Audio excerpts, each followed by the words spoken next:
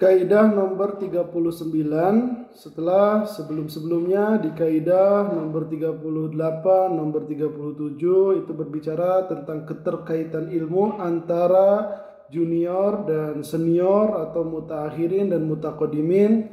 Di kaidah nomor 39 ini kita akan membicarakan tentang bagaimana sikap para penerima ilmu di berbagai jenis ilmu, yaitu baik jenis ilmu kasbi ataupun jenis ilmu yang sifatnya laduni. Kita langsung saja. Qala mu'allifu rahimahullah ta'ala wa nafa'ana biulumi amin ya Allah ya rabbal alamin.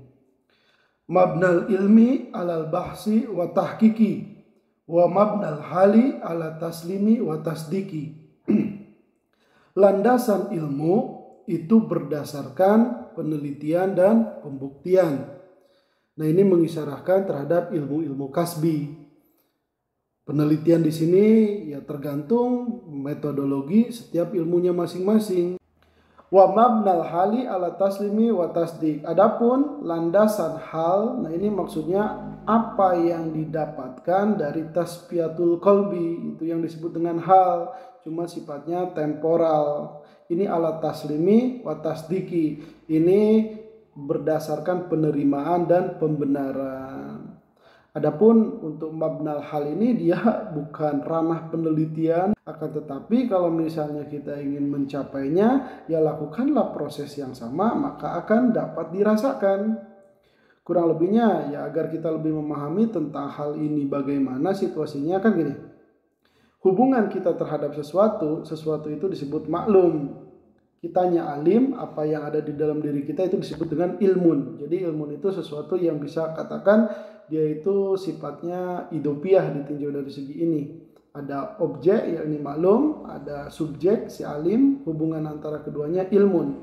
Nah, hal itu apa? Nah, hal itu dia seseorang, dia mujahadah, tasfiyatul qalbi, lalu dengan pencapaian tertentu terdapatlah secerca cahaya dari Allah Subhanahu wa taala yang disebut dengan hal, yang dalam keadaan hal tersebut terkadang seseorang ini mengekspresikan.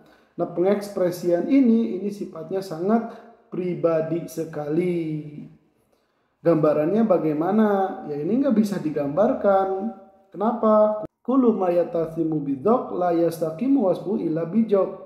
Sesuatu yang dia itu disifati dengan cita rasa, maka tidak akan lurus pensifatannya terkecuali ya harus dengan cita rasa kembali. Ya artinya harus dirasakan. Imam Ghazali menceritakan ada seorang yang impoten bertanya kepada seorang temannya. Pertanyaannya tuh begini, rasanya jima itu gimana sih? Nah, si kawannya ini menjawab, sekarang aku tahu kamu itu di samping juga anin, kamu juga dungu. Kenapa dungu? Ya menanyakan sesuatu yang gak bisa dijelaskan. Menanyakan sesuatu yang dia itu harus dirasakan. Cara merasakannya gimana? Pertama-tama anunya harus ereksi, terus dioperasikan terhadap tempatnya. Setelah itu terasa. Nah, terasa itu yang disebut dengan hal. Yang sejuta rasanya gak bisa diceritakan bagaimananya ya terkecuali oleh orang yang merasakan. Orang yang sedang merasakan terkadang ngomongnya aneh-aneh, gak dimengerti sama orang yang belum dirasakan. Nah, kadang-kadang orang yang belum merasakan ini mengingkari karena belum mengalami tadi kan. Nah, begitu juga dalam dunia ilmu ini. Maka di sini bagaimana cara menyikapi setiap masing-masing. Faija takallamal arifu min haisul ilmu nujiro bi qawlihi bi aslihi minal kitabi was sunnati wa atsari salafi li'anal ilma mu'tabarun bi aslihi. Maka seorang arif di sini dalam pengertian tasawuf, apabila dia berbicara ditinjau dari segi keilmuan, maka nuziro, maka dipertimbangkan bi qauli di dalam ucapannya itu menggunakan asalnya dari kitab, sunnah, dan asar-asar salaf. Kenapa demikian? Li'anal ilma mu'tabarun bi asli, ya karena ilmu itu dia diperhitungkan menurut sumber asalnya. Maksudnya seorang arif billah, seorang sufi, mereka berbicara tentang fikih, berbicara tentang akidah, berbicara tentang ilmu hadis, berbicara tentang ilmu-ilmu yang sifatnya kasbi. Nah, maka kebenaran omongannya itu diukur dengan menggunakan sumber-sumber asalnya atau pendekatan yang tepat dengannya. Ketika salah ya tempatkan salah, ketika benar ya dibenarkan. Lalu bagaimana ketika seorang arif berbicara berdasarkan halnya? Wa ijatakallama min haisul halu sullima lahu dzauquhu. Apabila seorang arif berbicara berdasarkan halnya, maka dipasrahkan kepada dirinya dzauquhu, cita rasanya itu. Alasannya kenapa? Idla yusolu ilahi illa bimisli. Karena tidak bisa sampai terhadap hal tersebut terkecuali bimisli yang sepadan dengannya atau yang serupa dengannya. Ya intinya hanya orang-orang yang dia itu mengalami pengalaman yang sama. Bahwa maka kondisi si arif ini dia diperhitungkan biwujdanihi dengan perasaan batinnya. Fal ilmu bihi mustanidun li amanati sahibihi. Adapun keilmuan tentang hal tersebut yaitu disandarkan akan keamanahan si pemiliknya.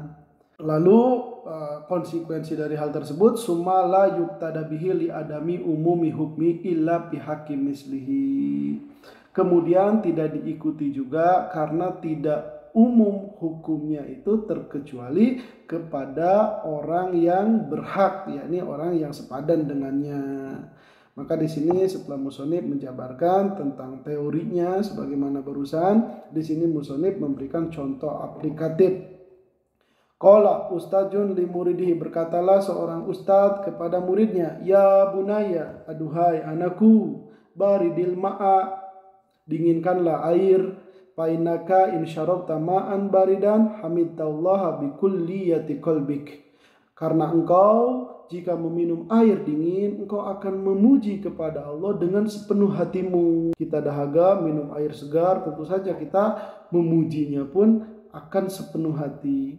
Wa in syaribtahu sukhnan hamidtallaha ala kazazatin nafsi.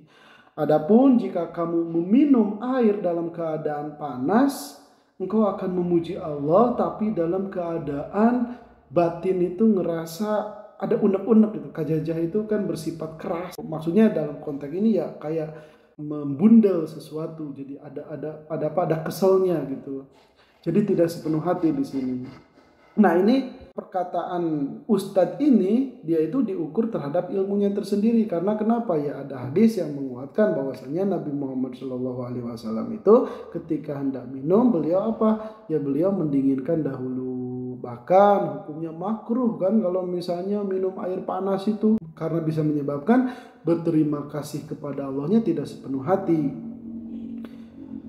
Terus kemudian si murid ini merespon perkataan gurunya tadi, qala ya sayyidi, aduh tuanku, parrajulul laji wajada kulla tau qadim basatat aliha syamsu faqala astahi minallahi an ankulaha lihaji. Ada seorang lelaki yang dia itu menemukan kullahnya, maksudnya wadah air, qadim basatat, telah terpapar kepadanya mentari. Jadi sudah terpapar oleh sinar matahari, jadi dia itu hangat. Nah kalau misalnya didinginkan, itu kan yang seharusnya tadi kalau misalnya meninjau ilmu kasbi. Tetapi karena lelaki ini dia sedang mengalami hal yang berbeda, dia itu berkata, astahyi minallah, aku malu sama Allah, ankulaha lihaji, memindahkan si air yang terpapar matahari supaya dingin, lihaji untuk bagianku.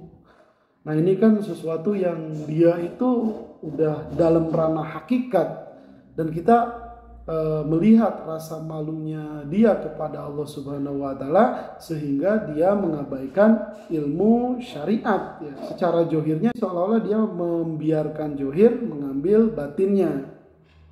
Nah secara hukum terkesan bertentangan, dan pertanyaannya apakah dia itu akan sepenuh hati memuji? Ya kalau kita melihat perkataannya ini justru dengan merasa malu ini dia itu sepenuh diri memuji kepada Allah Subhanahu wa taala.